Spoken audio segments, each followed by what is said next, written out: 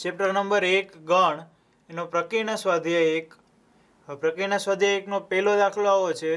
નીચે આપેલા ગણો પૈકી કયા ગણ આપેલ ગણો પૈકી કયા ગણના ઉપગણ છે તે નક્કી કરો. રકમ થોડીક કન્ફ્યુઝ કરે એવી છે, પણ રકમમાં એવું કીધેલું છે અહીંયા આપણને 4 ગણો આપ્યા છે ABCD, એમાંથી કયો ગણ બીજા કોઈ ગણનો ઉપગણ છે એવું નક્કી કરવાનું છે. તો આપણે સૌથી પહેલાં B, C અને D એ સીધા આપી દીધેલા છે. એ છે એ ગુણધર્મની રીતે આપેલો છે, તો આપણે એને લખીએ યાદીની રીતે. તો A ઇક્વલ ટુ શું મળશે આપણને? જો x જ્યાં x બિલોંગ્સ ટુ R અને x એ સમીકરણ x² - 8x + 12 ઇક્વલ ટુ 0નું સમાધાન કરે છે. એટલે આપણે શું કરવું પડશે? x² - 8x + 12 ઇક્વલ ટુ 0 એનો ઉકેલ મેળવવો પડશે. તો સૌથી પહેલાં એનો ઉકેલ મેળવીએ. x² - 8x + 12 equal to 0. હવે x² 12 એટલે 12ના એવા ભાગ પાડવાના કે સરવાળો 8 આવે.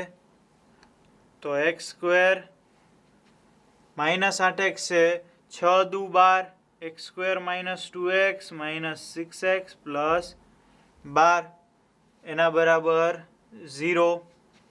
હવે આ બંનેમાંથી કોમન લ્યો તમે x, આ બેમાંથી કોમન લ્યો 6, અહીંયા લ્યો x કોમન તો x - 2, આમાંથી લ્યો -6 કોમન તો x - 2 ઇક્વલ ટુ 0. બેમાંથી x - 2 કોમન કાઢો તો x - 2 વધશે x - 6 ઇક્વલ ટુ 0. તો x - 2 ઇક્વલ ટુ 0 અથવા તો x - 6 equal to 0. x - 2 equal to 0 અથવા x - 6 ઇક્વલ ટુ 0. તો x બરાબર આપણને શું મળ્યું? x બરાબર 2 અથવા 6. તો a ની અંદર કયા કયા ઘટકો આવશે? 2 અને 6. હવે આપણે ગણ અહીંયા લખી નાખીએ ચારેય. a equal to 2, 6, b equal to આપ્યું છે 2, 4, 6, 2, 4, 6, c ઇક્વલ ટુ છે 2, 4, 6, 8 અનંત સુધી બધી યુગ્મ પ્રાકૃતિક સંખ્યા, અને d ઇક્વલ ટુ 6. હવે આમાં કયો ગણ બીજા ગણનો ઉપગણ થાય છે આપણે ચકાસીએ. તો સૌથી પહેલા a થી શરૂઆત કરીએ કે a કયા કયા ગણનો ઉપગણ છે. અહીંયા લખતા જઈએ.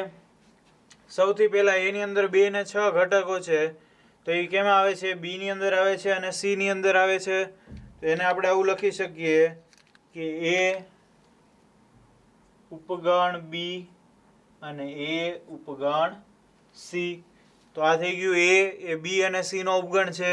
પછી b જોઈએ તો b 2, 4, 6 એ ત્રણેય ઘટકો c ની અંદર આવે છે, એટલા માટે બીજું લખીએ b ઉપગણ c. પછી b ના બધા ઘટકો બીજા એકેય ગણમાં આવતા નથી. c ના બધા ઘટકો a, b અને d માંથી એક પણ ઘટકમાં નથી આવતા, એટલે c કોઈનો ઉપગણ નથી. અને છેલ્લું છે d. તો d નો ઘટક છે 6.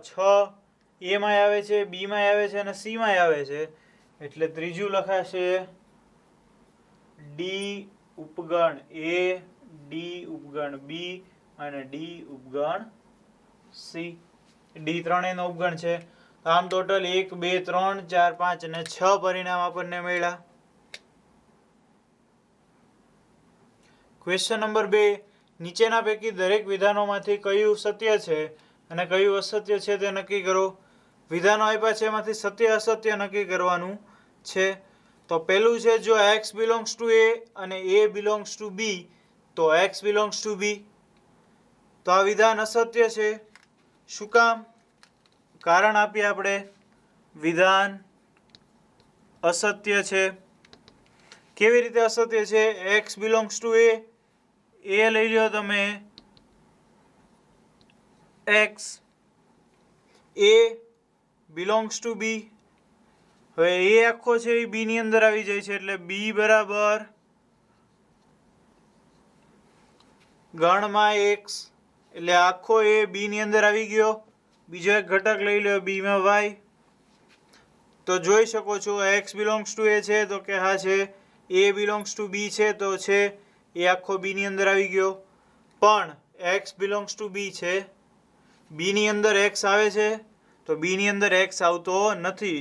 આ જે છે એ ગણમાં એક્સ છે એટલે એને સ્વતંત્ર એક્સ તરીકે લઈ શકાય નહીં. તો અહીંયા આપણે એમ લખવું પડે x does not belongs to B. X છે એ બીમાં આવતો નથી. એક ઉદાહરણ કાફી છે વિધાનને અસત્ય કહેવા માટે, તો વિધાન અસત્ય છે. બીજું જો એ ઉપગણ બી અને બી બિલોંગ્સ ટુ સી તો એ બિલોંગ્સ ટુ સી, તો આ વિધાન અસત્ય છે. શું કામ? એનું કારણ આપીએ. એ ઉપગણ બી બરાબર, એ ઉપગણ બી, એ બરાબર લઈ લ્યો તમે 1,2, બી બરાબર લઈ લ્યો તમે 1,2,3. તો એ ઉપગણ બી છે. હવે બી બિલોંગ્સ ટુ સી, બી આખો સી ની અંદર આવી જાય છે એટલે સી બરાબર બી આખો લઈ લેવાનો 1,2,3 અને એક હજી ઘટક લઈ લેવો હોય તો લઈ લઈએ 4. તો સી ની અંદર ટોટલ કેટલા ઘટકો છે? એક આ અને આ, ટોટલ 2 ઘટકો છે. તો એ ઉપગણ બી છે તો કે હા છે. બી બિલોંગ્સ ટુ સી છે, બી બિલોંગ્સ ટુ સી પણ છે. હવે છેલ્લું ચકાસીએ, એ બિલોંગ્સ ટુ સી. એ આખો સી ની અંદર છે, એ એટલે 1,2 ગણની અંદર એવો ઘટક સીમાં છે તો એવો ઘટક સી ની અંદર છે નહીં. તો અહીંયા આપણે એવું લખવું પડે A does not belongs to C. એટલા માટે આ વિધાન અસત્ય છે. ત્રીજું જો એ ઉપગણ બી અને બી ઉપગણ સી તો એ ઉપગણ સી, તો આ વિધાન સત્ય છે. શું કામ સત્ય છે? એના બધા ઘટકો બી માં આવેલા છે, બી ના બધા ઘટકો સી માં આવેલા છે, તો એના બધા ઘટકો સી માં આવે જ તે. એ ઉપગણ બી છે અને બી ઉપગણ સી છે તો એ ઉપગણ સી થાય જ. સાદું ઉદાહરણ કહું તો ભાવનગર ગુજરાતમાં આવેલું છે, ગુજરાત ભારતમાં આવેલું છે, તો ભાવનગર છે એ ભારતમાં આવેલું છે એટલા માટે એ ઉપગણ સી એવું કહી શકાય. ઉદાહરણ તરીકે સમજવા માટે આ વિધાન સત્ય છે. ચોથું વિધાન છે જો એ બી નો ઉપગણ નથી અને બી એ સી નો ઉપગણ નથી તો એ સી નો ઉપગણ નથી, તો આ વિધાન અસત્ય છે. શું કામ? એક કારણ આપી દઈએ ખાલી. એક એ લઈ લ્યો, એ બરાબર 1,2, બી લઈ લ્યો. કેવો બી? એ બી નો ઉપગણ હોવો જોઈએ નહીં, તો બી લઈ લ્યો એક્સ વાય ઝેડ. હવે બી એ સી નો ઉપગણ નથી એટલે સી ત્રીજો લઈ લ્યો તમે, જે બી એનો ઉપગણ ન થાય તો સી બરાબર લ્યો 1, 2, 3, 4. તો જો એ બી નો ઉપગણ નથી તો એ બી નો ઉપગણ નથી, બી એ સી નો ઉપગણ નથી તો બી એ સી નો ઉપગણ નથી એટલે એ સાચું. તો ત્રીજું જો તો એ સી નો ઉપગણ નથી તો એના બધા ઘટકો 1 અને 2 એ સી ની અંદર આવી જાય છે, તો આ જે છે એ ખોટું છે. એ ઉપગણ સી થાય છે. આવું થાય છે એટલા માટે આપેલું વિધાન અસત્ય છે. પછી જે જો એક્સ બિલોંગ્સ ટુ એ અને એ બી નો ઉપગણ નથી તો એક્સ બિલોંગ્સ ટુ બી, તો આ વિધાન એ અસત્ય છે. કેવી રીતે? એક્સ બિલોંગ્સ ટુ એ છે એટલે એ બરાબર લઈ લ્યો એક્સ અને એ બી નો ઉપગણ નથી તો બી બરાબર લઈ લ્યો તમે 1,2,3. તો જો એના બધા ઘટકો બી માં આવતા નથી એટલે આ સાચું છે. પેલું એક્સ બિલોંગ્સ ટુ એ છે એટલે એ પણ સાચું છે. તો X belongs to B, X belongs to B, B ની અંદર ક્યાં એક્સ આવે છે? તો બી ની અંદર એક્સ આવતો નથી તો આ ખોટું છે. X does not belongs to B, એ ખોટું છે એટલા માટે વિધાન અસત્ય છે. છેલ્લું છે જો એ ઉપગણ બી અને X does not belongs to B તો X does not belongs to A, તો આ વિધાન સત્ય છે. હવે જો શું કામ સત્ય છે કે એના બધા ઘટકો બીમાં આવી જાય છે, એના બધા ઘટકો બીમાં આવી જાય છે અને એક્સની અંદર બીની અંદર એક્સ નથી, તો એક્સ એ એની અંદર પણ નથી. હવે તમે સમજો કે એક બી છે અને એક એ છે. બીની અંદર 1 2 3 4 5 ઘટકો છે, એની અંદર 1 2 3 ઘટકો છે. હવે જે એના જે 3 ઘટકો છે એ બીમાં આવી જાય છે. જો એક્સ છે એ બીની અંદર ન હોય તો એ એમાં ક્યાંથી હોય? બરાબર છે. મૂળમાં જ ન હોય તો એનાથી આગળ કેવી રીતે વધે? એટલે જો એ બીમાં ન હોય તો એમાં પણ ન હોઈ શકે. ઉદાહરણ લઈને સમજાવીએ તો એ બરાબર લઈ લ્યો 5,6, બી બરાબર લઈ લ્યો 5 6 7 8.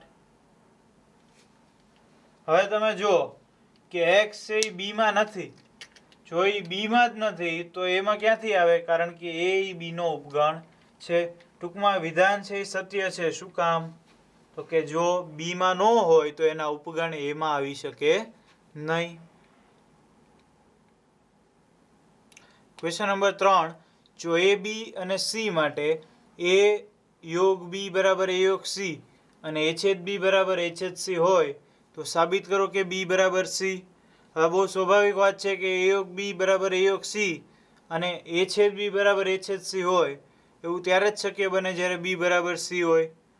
તો આ ટાઈપના જે ક્વેશ્ચન છે એ એમસીક્યુમાં અથવા તો ખાલી જગ્યામાં પૂછાઈ શકે. તો આને આપણે ઉદાહરણ લઈને સાબિત કરશું. ઉદાહરણ લઈને સાબિત કરવા માટે સૌથી પહેલાં આપણે લેવો પડે એ બરાબર લઈ લઈએ આપણે 1 2 અને 3. હવે આપણે એ યોગ બી બરાબર એ યોગ સી થાય એવું લઈએ તો એ યોગ બી એના બરાબર લઈ લઈએ 1 2 3 4. તો આ જ રીતે આપણને મળશે એ યોગ સી બરાબર એ યોગ બી બરાબર એ યોગ સી છે. પછી એ છેદ બી એના બરાબર આપણે લઈએ 1,2. તો એ જ આપણને મળશે એ છેદ સી. હવે આની ઉપરથી આપણે બી અને સી મેળવીએ. જો એ આપણી પાસે છે, કોઈ પણ લઈ શકીએ. એ યોગ બી એના બરાબર એ યોગ સી છે અને એ છેદ બી બરાબર એ છેદ સી છે. આપણને જેટલી શરતો આપેલી છે એ બધાનું પાલન થાય છે. હવે આપણે શું બી બરાબર સી સાબિત કરવાનું છે. તો બી અને સી આની ઉપરથી મેળવીએ. બી શું મળશે અને સી શું મળશે? તો એ યોગ બી બરાબર એ યોગ સી એના 3 ઘટકો 1, 2, 3 એ યોગ બી અને યોગ સીમાં છે. તો ચોથો ઘટક કયો હોય? તો 4. તો એ 4 ફરજિયાત બી અને સીમાંથી હોવો જોઈએ. એ યોગ બીમાં 3 ઘટકો 1, 2, 3 એ એમાંથી છે. ચોથો ઘટક 4 છે એ એમાં નથી. તો એ ફરજિયાત ક્યાંથી હોવો જોઈએ? બીમાંથી. એવી રીતે ક્યાંથી હોવો જોઈએ? સીમાંથી. તો બી અને સીનો એક ઘટક થઈ ગયો 4. આ મળ્યું. હવે એ છેદ બી જોઈએ. એ છેદ બી છે 1,2. 1,2 એમાંય હશે અને બીમાંય હશે. એમાં તો છે 1,2 અને સાથે સાથે શેમાં હશે? બીમાં. તો 1,2 અહીંયા હશે. એવી જ રીતે એમાં 1,2 છે અને સીમાં પણ 1,2 હોવા જોઈએ. તો તે એ છેદ સી અને એ છેદ બી બરાબર 1,2 થાય. એવી રીતે 1,2 ઘટક શેમાં હોવો જોઈએ? સીમાં પણ હોવો જોઈએ. આ ઉદાહરણ લીધું એમાં આપણને મળ્યું બી બરાબર સી. આવી જ રીતે કોઈ પણ સંખ્યા માટે કોઈ પણ ગણ માટે શક્ય બની શકે જો એ યોગ બી એના બરાબર એ યોગ સી હોય અને એ છેદ બી બરાબર એ છેદ સી હોય તો ફરજિયાત બી બરાબર સી જ મળશે. એટલે બી બરાબર સી. આ માત્ર સમજૂતી માટે છે. ઉદાહરણ લઈને સાબિત કરવું. Question number 4. સાબિત કરો કે નીચે આપેલી ચારેય શરતો સમકક્ષ છે. તો સમકક્ષ એટલે શું? સમકક્ષ એટલે કે કોઈ એક શરત આપી છે એના પરથી તમે બાકીની શરતો લખી શકો. એટલે કે બધી શરતો એકબીજાને સમકક્ષ છે એક શરત ઉપરથી બીજી શરત તમે લખવી શકવા જોઈએ. તો આ પણ MCQ ટાઈપનો ક્વેશ્ચન છે.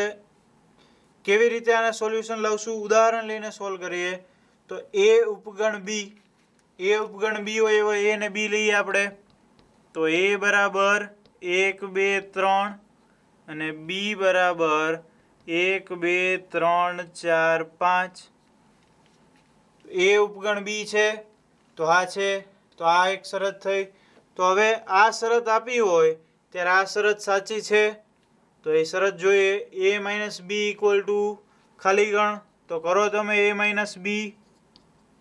એના બધા ઘટકો બાદ કરી દો કે જે બીમાં આવતા હોય. તો એના બધા જ ઘટકો એ બીમાં આવી જાય છે. તો વધશે શું? કાંઈ નહીં, એટલે ખાલી ગણ. તો જો એ ઉપગણ બી હોય તો a minus B equal to શું થશે? ખાલી ગણ. પછી આ શરત જો a યોગ બી બરાબર બી. તો a અને બી નો યોગ કરો. a યોગ બી એના બરાબર 1 2 3 1 2 3 યોગ 1 2 3 4 5. હવે તમે જોઈ શકો છો કે યોગ ગણમાં 1 2 3 અને 4 5 આ બધા ઘટકો આવશે. તો આ શું છે? બી. તો આપણને મળ્યું a યોગ બી બરાબર બી. તો જ્યારે a ઉપગણ બી છે ત્યારે a યોગ બી બરાબર બી છે. અને છેલ્લું છે a છેદ બી બરાબર a. તો a છેદ બી બરાબર શું મળશે આપણને?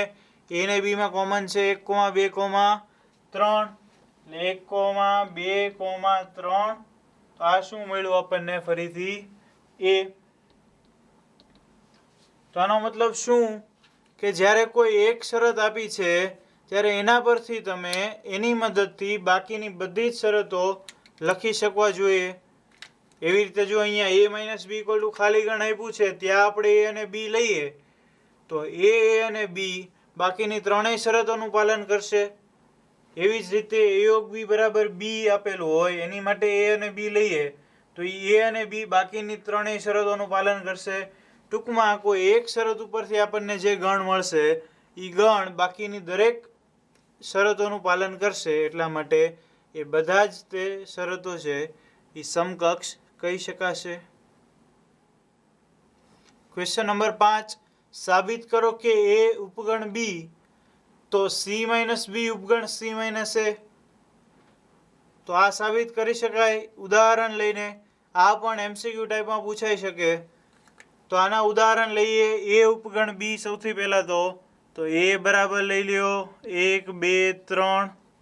b બરાબર લઈ લ્યો 1 2 3 4 5 6. હવે a અને b એ ઉપગણ બી છે તો કે આ છે. હવે આપણે c માઇનસ બી અને c માઇનસ a મેળવવાનું છે. તો કોઈ ત્રીજો ગણ c પણ જોશે. તો સાથે સાથે આપણે c પણ ધારી લઈએ. c ધારી લઈએ આપણે 1 2 3 4 થી લઈને 10 સુધીની સંખ્યા. તો આ a, આ b અને આ c આપણી પાસે છે. હવે આપણે જોઈએ c માઇનસ બી એ c માઇનસ a નો ઉપગણ થાય છે કે નહીં. તો c માઇનસ બી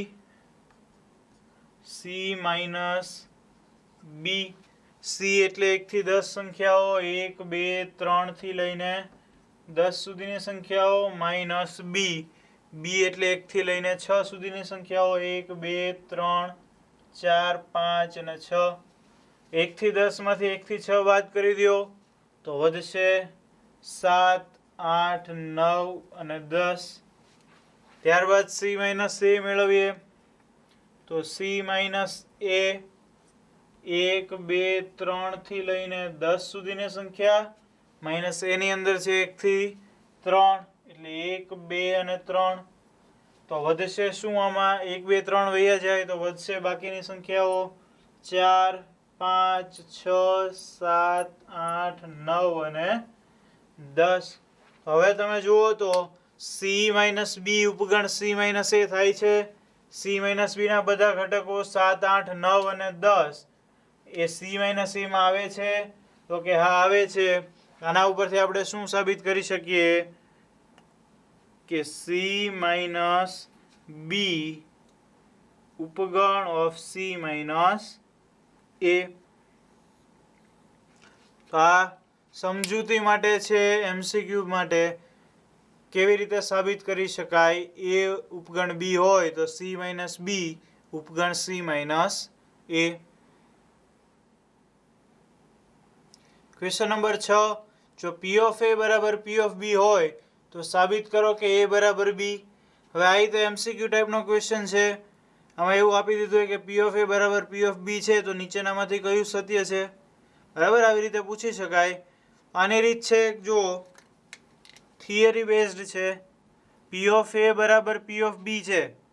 હવે એ પરનું કોઈ પણ એક બિંદુ ધારી લ્યો, કોઈ પણ એક ઘટક, એ ગણનો કોઈ પણ એક ઘટક ધારી લ્યો એક્સ. એક્સ બિલોંગ્સ ટુ એ. એનો કોઈ પણ એક ઘટક એક્સ છે. હવે જો આપણે એવું સાબિત કરી દઈએ કે આ એક્સ બીમાં પણ આવેલો છે તો એવું કહી શકાય કે એ બરાબર બી. તો કોઈ પણ એક્સ ધારો છે કે ધારો કે એક્સ બિલોંગ્સ ટુ એ. હવે એક્સ બિલોંગ્સ ટુ એ છે તો એને ગણમાં લખી નાખીએ તો એનો ઉપગણ થઈ જશે. કોઈ પણ ગણના ઘટકને ગણમાં લખો એટલે એ ગણનો ઉપગણ થઈ જશે. એ તમને ખ્યાલ છે. તો હવે ગણમાં એક્સ ઉપગણ એ કહી શકાય. તો હવે ઉપગણના જે ઘટકો છે, જેટલા ઉપગણ છે એને આપણે ઘાતગણ એટલે કે પી ઓફ એ એના સભ્યો કહેવાય. તો હું આને આમ લખીશ કે ગણમાં X belongs to P of A. આ સમજવા માટે એક ઉદાહરણ લઈએ કે એ બરાબર 1 છે તો પી ઓફ એ સૌથી પહેલા એના ઉપગણ, એના બરાબર સૌથી પહેલા ખાલી ગણ અને બીજો 1. અને પી ઓફ એ શું મળશે? ગણમાં ખાલી ગણ અને ગણમાં 1. તો હવે એની ઉપરથી આ સમજો કે એક્સ બિલોંગ્સ ટુ એ કોઈ પણ ઘટક એ પરનો છે તો ગણમાં એક્સ એનો ઉપગણ થઈ જાય. જો 1 છે ગણની અંદર 1, એનો ઉપગણ થઈ ગયો. બરાબર. હવે ગણની અંદર એક્સ એનો ઉપગણ છે ત્યારે ગણની અંદર x belongs to P of A થઈ ગયો. તો ગણની અંદર 1 A belongs to P of A છે તો આ સત્ય થયું. હવે પી ઓફ એ બરાબર શું આપ્યું છે? P of B. તો અહીંયા તમે શું લખી શકો કે ગણની અંદર x belongs to P of B. આવું તમે લખી શકો. હવે રિવર્સમાં જાઓ, જેમ અહીંયા આગળ વધ્યા એવી રીતે અહીંયા પાછળ વધો કે જો ગણની અંદર x belongs to P of B તો ગણની અંદર એક્સ ઉપગણ ઓફ બી.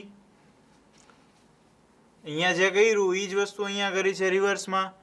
જો ગણની અંદર એક્સ ઉપગણ ઓફ બી તો શું લખી શકાય? X belongs to B. X belongs to B. શું કર્યું આપણે? શરૂઆત કરી કે કોઈ પણ એક્સ એની અંદરનો કોઈ પણ ઘટક બિલોંગ્સ ટુ એ તો ઈ એનો ઉપગણ છે અને ઈ પી ઓફ એનો સભ્ય છે. જો પી ઓફ એ બરાબર પી ઓફ બી આપેલું છે, અહીંયા લખી નાખીએ આપણે કે પી ઓફ એ બરાબર પી ઓફ બી. આવું આપી દીધેલું છે એટલે પી ઓફ એની જગ્યાએ આપણે પી ઓફ બી લખ્યું. હવે જે સ્ટેપ અહીંયા લખ્યું હતું એ અહીંયા રિવર્સમાં લખ્યું. બરાબર, ઉપગણ કરીને. અને એક્સ બિલોંગ્સ ટુ બી. આની ઉપરથી આપણે એવું લખી શકીએ કે જો કોઈ પણ એક્સ બિલોંગ્સ ટુ એ માટે એક્સ બિલોંગ્સ ટુ બી. કોઈ પણ તમે એક્સ લ્યો એનો એ દરેક એક્સ બીમાં આવેલો છે એટલા માટે એ બરાબર બી. આ સિમ્પલ છે. આવી કોઈ થિયરી યાદ રાખવાની જરૂર નથી, છતાંય માત્ર સમજૂતી માટે છે. બાકી આપણે સમજી શકાય કે પી ઓફ એ બરાબર પી ઓફ બી હોય તો એ બરાબર બી થાય જ. આ થિયરી માત્ર સમજૂતી માટે છે.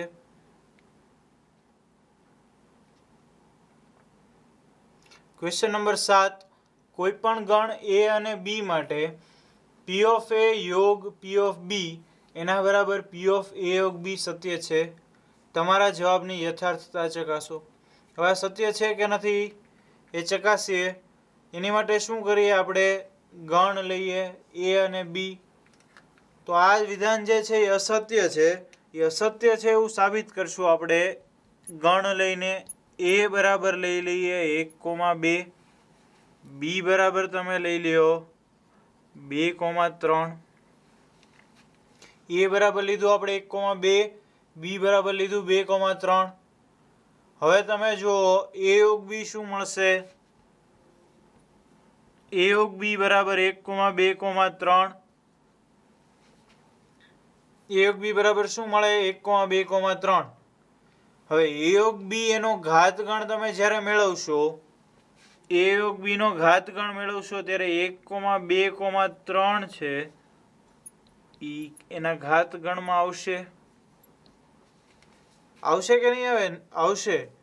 શું કામ? જો મેળવીએ આપણે ઘાતગણ મેળવે પી ઓફ એ યોગ બી, તો 3 ઘટકો છે એટલે એની અંદર કેટલા ઘટકો આવશે? 8 ઘટકો. કયા કયા? પહેલો ખાલી ગણ, પછી ગણમાં 1, ગણમાં 2, ગણમાં 3, ગણમાં 1,2, ગણમાં 1,3, ગણમાં 2,3 અને ગણમાં 1,2,3. એના બધા ઉપગણો એને લખી નાખ્યો એક ગણમાં એટલે આપણને મળ્યું પી ઓફ એ યોગ બી. તો પી ઓફ એ યોગ બી આપણને મળ્યું. એની અંદર તમે જોઈ શકો છો કે 1,2,3 ઘટક છે એટલે આપણે એવું લખી શકીએ 1,2,3 બિલોંગ્સ ટુ પી ઓફ એ યોગ બી. પણ આ ઘટક પી ઓફ એ માંય નથી અને પી ઓફ બી માંય નથી. બરાબર છે? જો પી ઓફ એ યોગ બી ની અંદર અહીંયા આવું આપેલું છે આપણને પી ઓફ એ યોગ પી ઓફ બી, તો પી ઓફ એ યોગ બી. બરાબર છે?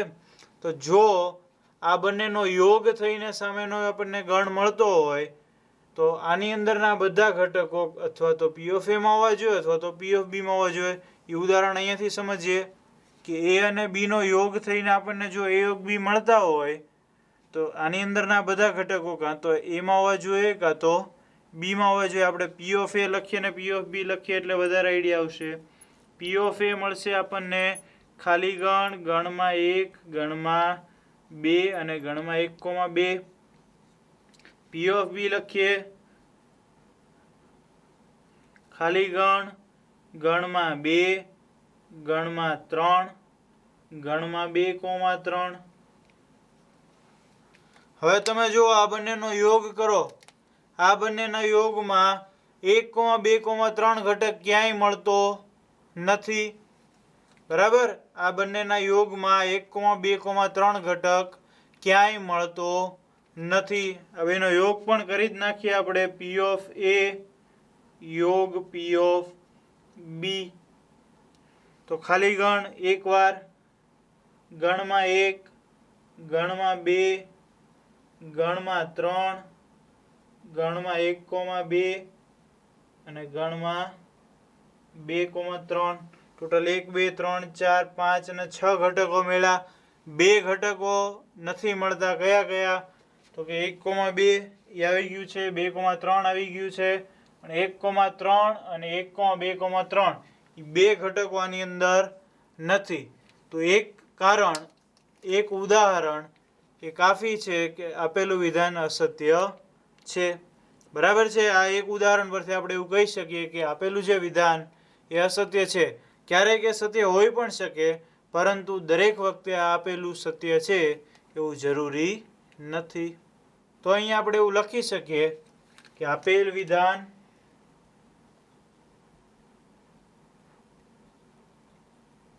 અસત્ય છે. બરાબર? ખ્યાલ આવી ગયો? આપેલ વિધાન અસત્ય છે. Question number 8.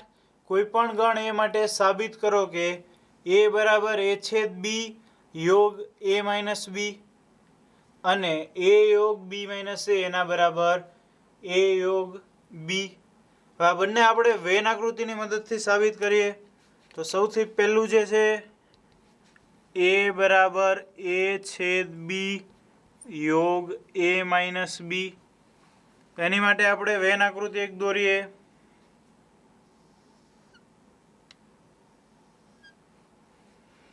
આ સાર્વત્રિક ગણ યુ, એની અંદરના બે ગણ એ અને બી। હવે આપણે આ બાજુનું પદ મેળવીએ એ છેદ બી। એ છેદ બી એટલે આ વચ્ચેનો ભાગ યોગ એ માઇનસ બી। એ માઇનસ બી એટલે આ ભાગ। તો તમે જો એ બંનેનો યોગ એટલે આપણને શું મળ્યું? આખો એ। તો આ જે છે એ સાચું છે। એ બરાબર એ છેદ બી યોગ એ માઇનસ બી। તો આપણે સાબિત કર્યું। એવી રીતે બીજું સાબિત કરીએ। એ યોગ બી માઇનસ એ ઇક્વલ ટુ એ યોગ બી। આની માટે પણ એક વેન આકૃતિ દોરીએ। સાર્વત્રિક ગણ યુ, એક ગણ એ, બીજો ગણ બી, એ અને બી। એ યોગ બી માઇનસ એ। તો સૌથી પહેલા એ એટલે આટલો ભાગ, બી માઇનસ એ, બી માઇનસ એ એટલે આટલો ભાગ। તો આખો ભાગ જે આવ્યો એને આપણે શું કહીએ છીએ? એ યોગ બી। તો આ પણ સાચું છે। એ યોગ બી માઇનસ એ એના બરાબર એ યોગ બી। તો વેન આકૃતિની મદદથી આપણે સાબિત કર્યું બંને વસ્તુને। ક્વેશ્ચન નંબર 9, ગણના ગુણધર્મોનો ઉપયોગ કરીને સાબિત કરો એ યોગ એ છેદ બી બરાબર એ અને એ છેદ એ યોગ બી બરાબર એ। બંને સાબિત કરવાનું છે ગણના ગુણધર્મોનો ઉપયોગ કરીને। સાવ સિમ્પલ છે। જો સૌથી પહેલા તો એ અને એ છેદ બી નો યોગ કીધેલો છે। તો એ છેદ બી આપણને ખ્યાલ છે કે એ છેદ બી એનો ઉપગણ છે। એ છેદ બી એનો ઉપગણ છે આપણને ખ્યાલ છે। તો જ્યારે એ છેદ બી એનો ઉપગણ હોય અને એનો આપેલા ગણ સાથેનો યોગ, આ આપણને મળશે એ। શું કામ? જો એક્સ એનો ઉપગણ છે, એક્સ એનો ઉપગણ છે અને આપણને એક્સ યોગ એ પૂછેલું છે। તો આપણને શું મળશે? એ મોટો જે ઘટક હોય, મોટો જે ગણ હોય એ આપણને યોગમાં મળશે। આ સમજાવી દીધેલું છે પહેલા કે જો એક્સ ઉપગણ એ હોય તો એ બંનેનો જ્યારે યોગ લેવામાં આવે ત્યારે મોટો જે ઘટક હોય એ આપણને યોગમાં મળશે। તો અહીંયા તમે જુઓ એ યોગ એ છેદ બી આપેલું છે। એ યોગ એ છેદ બી। તો એ છેદ બી એનો ઉપગણ થતો હોય તો એ બંનેનો યોગ લ્યો તો જે મોટો છે એ આપણને મળશે। તો એ સાચું છે, આપણે સાબિત કરીએ। એ યોગ એ છેદ બી એના બરાબર એ। અહીંયા આપણે જે બોક્સ કર્યું એ બોક્સની મદદથી, બરાબર। હવે એવી જ રીતે બીજું છે એ છેદ એ યોગ બી બરાબર એ। તો આમાં પણ તમે જુઓ કે એ યોગ બી એનો ઉપગણ થશે એ ઉપગણ ઓફ એ યોગ બી। એ યોગ બી ની અંદર એના બધા ઘટકો આવી જશે। તો આવું જ્યારે હોય ત્યારે શું હશે કે એક્સ ઉપગણ એ છે, એક્સ ઉપગણ એ હોય અને એક્સ અને એનો છેદ હોય તો છેદમાં જે નાનો ગણ હોય એ આવશે। તો નાનો ગણ કયો છે? એક્સ। આના બરાબર એક્સ। તો જો એ અને એ યોગ બી એમાંથી નાનો ગણ કયો છે? એ અને એ યોગ બી માંથી તો નાનો ગણ છે એ। તો એ છેદ એ યોગ બી એના બરાબર શું આવશે? એ। કેની મદદથી? અહીંયા જે બોક્સ બનાવ્યું એની મદદથી। ફરીથી જ્યારે કોઈ પણ બે ગણોનો તમે યોગ ગણ લેતા હોય એમાં એક ગણ એ બીજા ગણનો ઉપગણ હોય તો જે મોટો ગણ હોય એ યોગ ગણનો જવાબ આવશે, એટલે કે અહીંયા એ આવ્યો. અને જ્યારે એવી જ રીતે કોઈ એક ગણ બીજા ગણનો ઉપગણ હોય ત્યારે બંનેનો છેદ ગણ લ્યો તો જે નાનો ગણ હોય એ છેદ ગણ આવશે. તો એ બંને સિદ્ધાંતોની મદદથી બંને ગુણધર્મોનો ઉપયોગ કરીને આ અહીં આપણે સાબિત કર્યું. ક્વેશ્ચન નંબર 10, સાબિત કરો કે a છેદ b બરાબર a છેદ c પરથી b બરાબર c કહી શકાય નહીં. હવે માત્ર એવું આપેલું a છેદ b બરાબર a છેદ c તો b બરાબર c હોય એવું જરૂરી નથી, એવું સાબિત કરવાનું છે. એની માટે ઉદાહરણ લઈ લઈએ, એના ઉપરથી સાબિત થઈ જશે. a બરાબર લઈ લ્યો તમે p q r, b બરાબર લ્યો p x y અને c બરાબર લ્યો p a b. તો હવે તમે a છેદ b મેળવો, a છેદ c મેળવો, એ બંને સરખા મળશે. a છેદ b, a અને b નો છેદ એમાં કોમન કયો છે p, તો a છેદ b આપણને મળશે p. a છેદ c મેળવો, a અને c નો છેદ એમાં બંનેમાં કોમન છે p. તો જોઈ શકો છો a છેદ b બરાબર a છેદ c છે, એટલે આ પહેલી શરત છે એનું પાલન થાય છે. તો શું b બરાબર c છે? તો કે ના, b અને c સરખા નથી, એના બે ઘટકો અલગ છે. તેથી a છેદ b એના બરાબર a છેદ c છે, પરંતુ b does not equal to c. આવું છે એટલા માટે આપેલું જે વિધાન છે એ અસત્ય છે, એટલે b બરાબર c કહી શકાય નહીં. ક્વેશ્ચન નંબર 11, a અને b ગણો છે.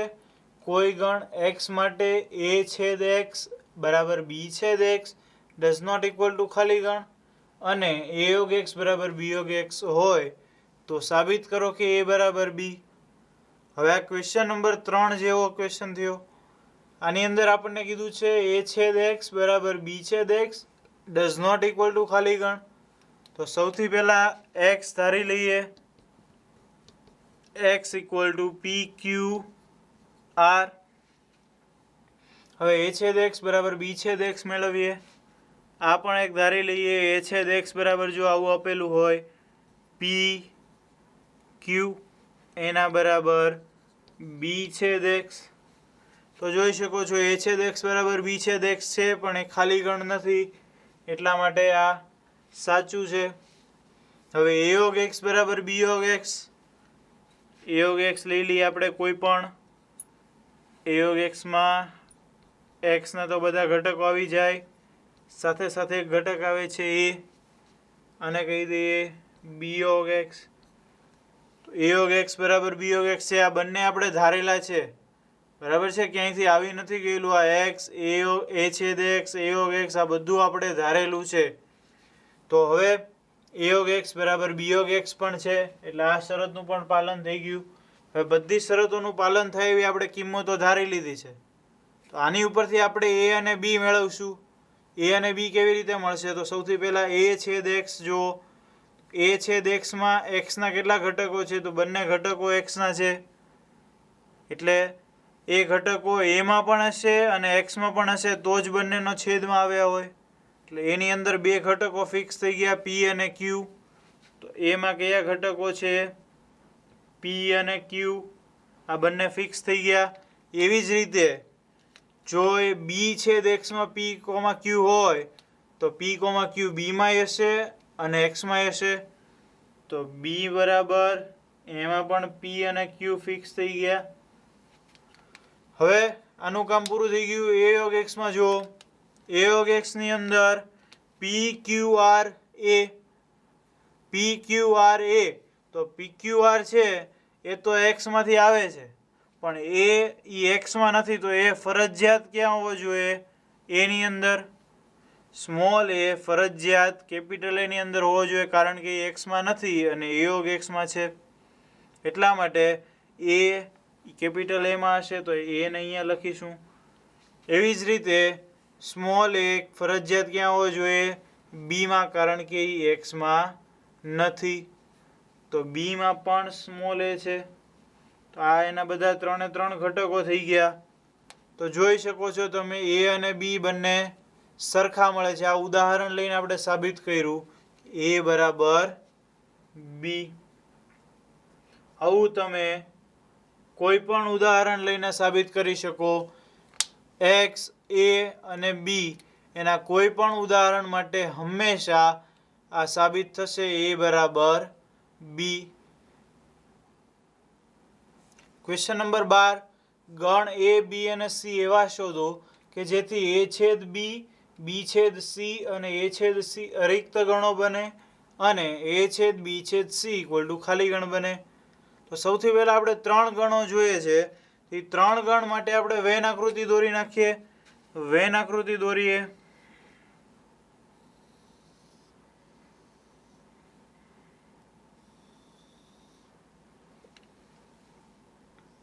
સાર્વત્રિક ગણ, એક ગણ છે એ, બીજો ગણ બી અને ત્રીજો ગણ છે સી. એ, બી અને સી. હવે આપણને કઈ કઈ શરતોનું ધ્યાન રાખવાનું કીધું છે એ શરતોનું ધ્યાન રાખીને આની અંદર ઘટકો મૂકીએ. તો એવું કીધું છે એ છેદ બી, બી છેદ સી અને એ છેદ સી એ અરિક્ત ગણો ન હોવા જોઈએ. અરિક્ત ગણો હોવા જોઈએ. અરિક્ત એટલે કે ખાલી ગણ ન હોવા જોઈએ. તો અહીંયા તમે જુઓ એ છેદ બી એટલે આટલો ભાગ થાય. તો એ ખાલી ગણ ન હોવા જોઈએ એટલે એની અંદર કોઈ પણ એક ઘટક મૂકી દો તો ચાલે. એવી રીતે એ છેદ સી એમાં પણ કોઈ પણ એક ઘટક અને બી છેદ સીમાં એમાં પણ કોઈ પણ એક ઘટક. આ અરિક્ત ગણો નથી થયા. સાથે સાથે એવું કીધું છે એ છેદ બી છેદ સી ઇક્વલ ટુ ખાલી ગણ. તો અહીંયા એ છેદ બી છેદ સી એટલો જે વચ્ચેનો ભાગ છે એટલા વચ્ચેના ભાગની અંદર કોઈ ઘટક હોવો જોઈએ નહીં. તો બાકી ગમે તે આપણે ઘટકો ગોઠવી શકીએ. તો ઘટકો ગોઠવી દઈએ. અહીંયા એ ગોઠવી દઈએ, અહીંયા બી, અહીંયા સી, ડી, ઈ અને એફ. આ ઘટકો આપણે એમ ગોઠવી દીધા A B C D E F. તો તમે જુઓ એ છેદ બી એ ખાલી નથી, એની અંદર એક ઘટક છે. એવી રીતે એ છેદ સી ખાલી ગણ નથી, એક ઘટક છે. અને બી છેદ સી એમાં પણ એક ઘટક છે. અને એ છેદ બી છેદ સી વચ્ચેનો જે ભાગ છે એ ખાલી છે. તો આપણને જેટલી શરતો કીધી છે એ બધી શરતોનું પાલન થાય છે. અહીંયા આપણને મળશે એ બરાબર શું મળે છે? જુઓ એ બરાબર એ એફ અને બી એટલે એ બી એફ. પછી બી બરાબર શું મળશે? બી બરાબર ડી ઈ અને એફ એટલે ડી ઈ એફ. અને સી બરાબર શું મળશે? બી સી અને ડી. B C D. તો આપણને એબીસી મળી ગયા. હવે તમે એબીસી માટે એ છેદ બી મેળવો, બી છેદ સી મેળવો, એ છેદ સી મળો. એ ખાલી ગણ નહીં થાય અને એ છેદ બી છેદ સી થઈ જશે ખાલી ગણ. તો ખ્યાલ આવી ગયો વેન આકૃતિ પરથી. Question number 13. એક શાળાના 600 વિદ્યાર્થીઓના સર્વેક્ષણમાં 150 વિદ્યાર્થીઓ ચા પીતા હતા અને 225 કોફી પીતા હતા. બરાબર છે? 150 વિદ્યાર્થીઓ ચા પીતા હતા, 225 કોફી પીતા હતા.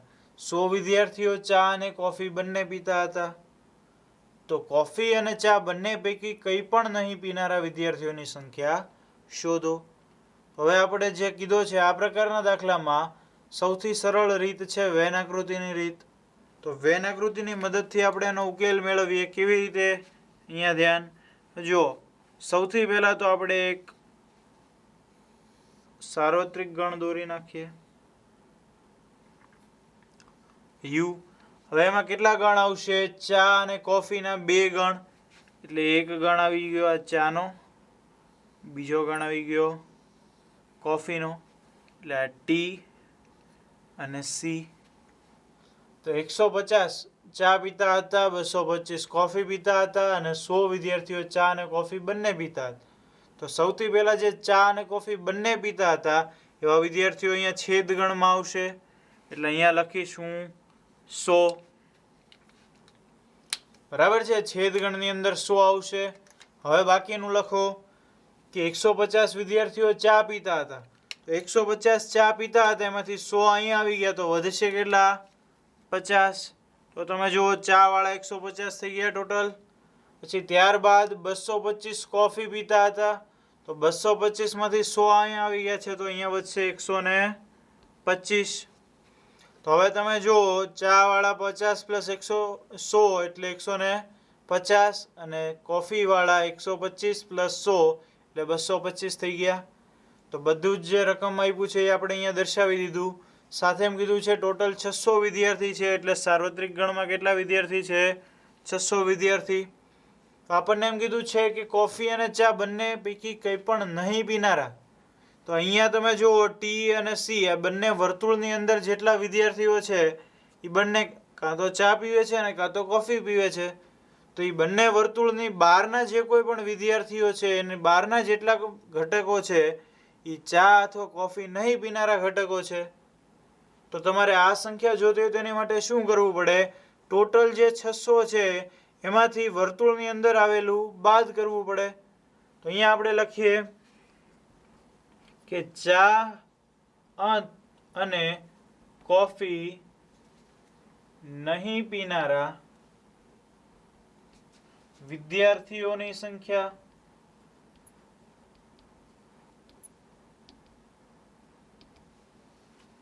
જે ચાય નથી પીતા અને કોફી પણ નથી પીતા એવા વિદ્યાર્થીઓની સંખ્યા એના બરાબર શું આવશે?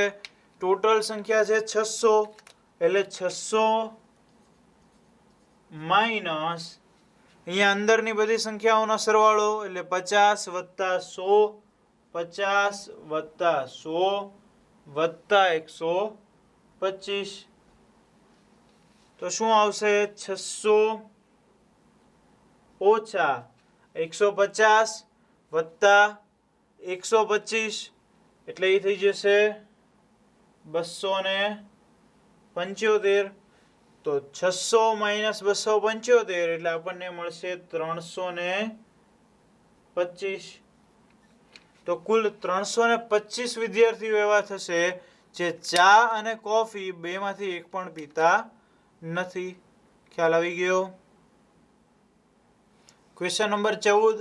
વિદ્યાર્થીઓના એક જૂથમાં 100 વિદ્યાર્થીઓ હિન્દી જાણે છે, 50 અંગ્રેજી જાણે છે અને 25 બંને ભાષા જાણે છે.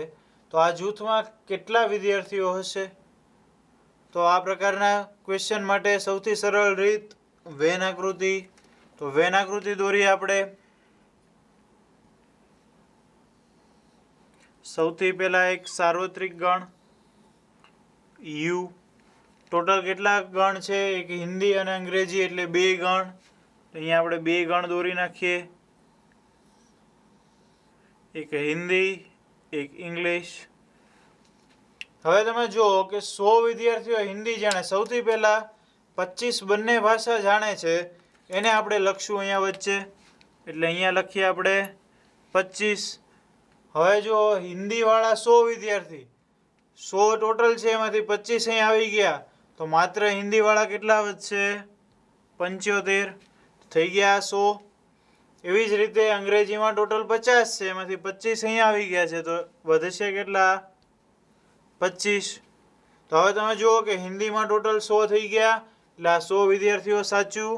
ઇંગ્લિશમાં ટોટલ કેટલા થઈ ગયા? 50 એટલે અંગ્રેજીના ટોટલ 50 એ સાચું. અને 25 બંને ભાષા જાણે છે એટલે વચ્ચે આવ્યા 25, તો એ પણ સાચું. તો આપણી વેન આકૃતિ હવે સાચી છે. આપણને શું કીધું છે? આ જૂથમાં કુલ કેટલા વિદ્યાર્થીઓ હશે?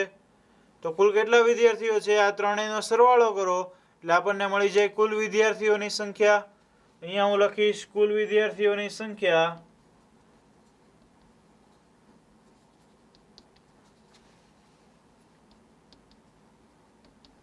એના બરાબર 75 વત્તા 25 વત્તા 25 એટલે 100 વત્તા 25 એટલે 125. તો કુલ કેટલા વિદ્યાર્થીઓ થશે? 125. Question number 15. 60 વ્યક્તિઓના સર્વેક્ષણમાં 25 વ્યક્તિઓ સમાચારપત્ર H વાંચતા, 26 સમાચારપત્ર T વાંચતા અને 26 સમાચારપત્ર I વાંચતા. ત્યારબાદ 9 H અને I વાંચતા, 11 H અને T વાંચતા અને 8 T અને I વાંચતા તથા 3 તમામ સમાચારપત્ર વાંચતા માલુમ પડ્યા છે. તો જો અહીંયા તમને H, T અને I એવા 3 સમાચારપત્રો એનું સર્વેક્ષણ આપેલું છે. એની અંદર આપણને ક્વેશ્ચન 2 પૂછેલા છે. ઓછામાં ઓછું એક સમાચારપત્ર વાંચનાર અને માત્ર એક જ સમાચારપત્ર વાંચનાર વ્યક્તિઓની સંખ્યા શોધો. તો આપણે આ બંને જે સવાલ છે એના જવાબ આપશું વેન આકૃતિની મદદથી. સૌથી સરળ રીત છે. તો વેન આકૃતિ દોરીએ. સૌથી પહેલા એક સાર્વત્રિક ગણ U, એની અંદર કેટલા ઘટકો છે? 60. અહીંયા લખી નાખીએ 60. ટોટલ ગણ કેટલા છે? 3. H, T અને I એટલે 3 ગણ દોરી નાખીએ. આ H, T અને I. H, T, I. હવે શરૂઆત કરીએ આપણે વચ્ચેના ભાગથી. હંમેશા વચ્ચેના ભાગથી શરૂઆત કરવાની.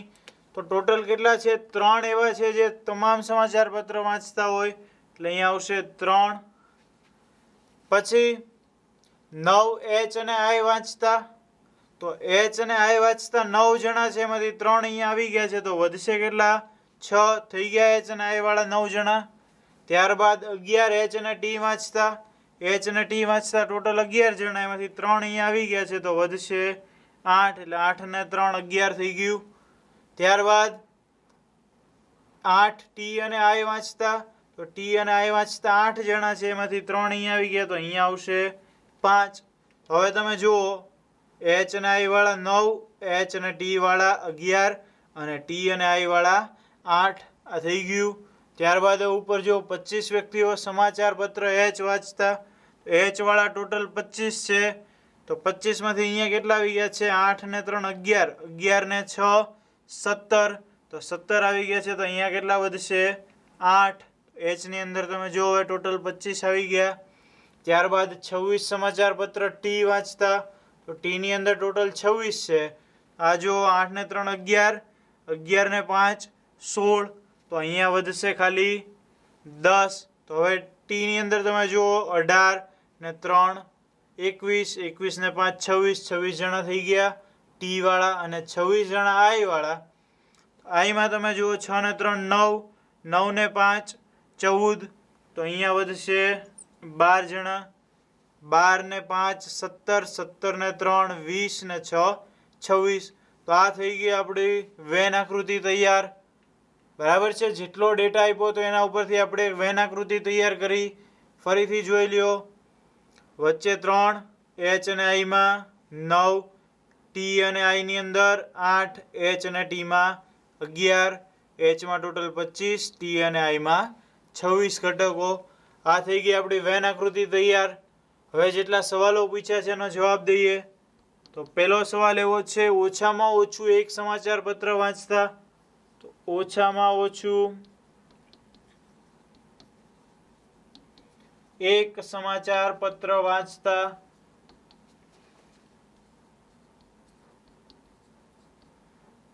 વ્યક્તિઓની સંખ્યા એના બરાબર. હવે તમે જુઓ આની અંદર દરેક જેટલી આપણે લખ્યા છે આંકડા એ બધા વ્યક્તિઓ ઓછામાં ઓછું એક સમાચારપત્ર તો વાંચતા જ છે. બરાબર છે. અહીંયા જે 12 આંકડા છે 8, 12 અને 10 એ બધા એક એક સમાચારપત્ર વાંચે છે. 8, 6 અને 5 એ બધા બે બે સમાચારપત્ર વાંચે છે અને 3 એ 3 સમાચારપત્ર વાંચે છે. પરંતુ આ અંદરના બધા જ તે ઓછામાં ઓછું એક સમાચારપત્ર તો વાંચે જ છે. એટલા માટે આ બધાનો સરવાળો એ આપણને મળશે ઓછામાં ઓછું એક સમાચારપત્ર વાંચતા વ્યક્તિઓની સંખ્યા. તો આ બધાનો સરવાળો કરીએ. 8 + 8 + 6 + 3 વત્તા 5 વત્તા 12 વત્તા 10 આ કેટલો મળશે? 8 ને 8 16, 16 ને 6 22 ને 3 25 ને 5 30, 30 ને 12 42 ને 10 52. તો ટોટલ આપણને 52 વ્યક્તિઓ મળશે જે ઓછામાં ઓછું એક સમાચાર પત્ર વાંચતા હોય. અને બીજો એવો ક્વેશ્ચન છે માત્ર એક જ સમાચાર પત્ર વાંચતા હોય એવા, તો માત્ર એક જ સમાચાર પત્ર વાંચનાર વ્યક્તિઓની સંખ્યા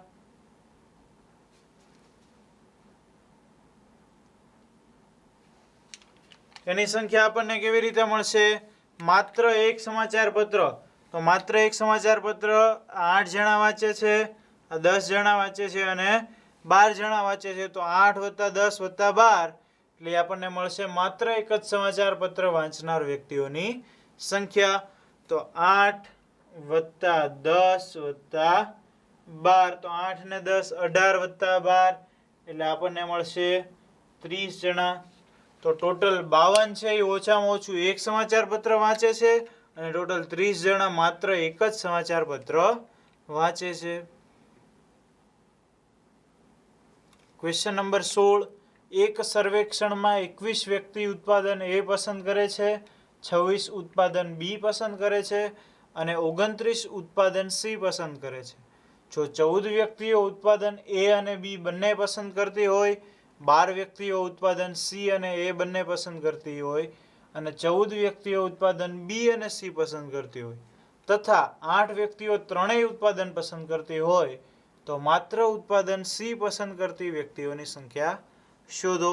અહીંયા A, B અને C ત્રણ ઉત્પાદનો આપી દીધેલા છે અને એના આંકડાઓ આપી દીધેલા છે. એની ઉપરથી આપણે મેળવવાનું છે માત્ર ઉત્પાદન C પસંદ કરતી વ્યક્તિઓની સંખ્યા.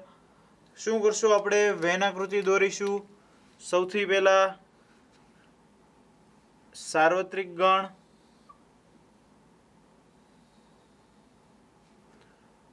U, 3 ઉત્પાદન આપ્યા છે એટલે 3 ગણ દોરશું.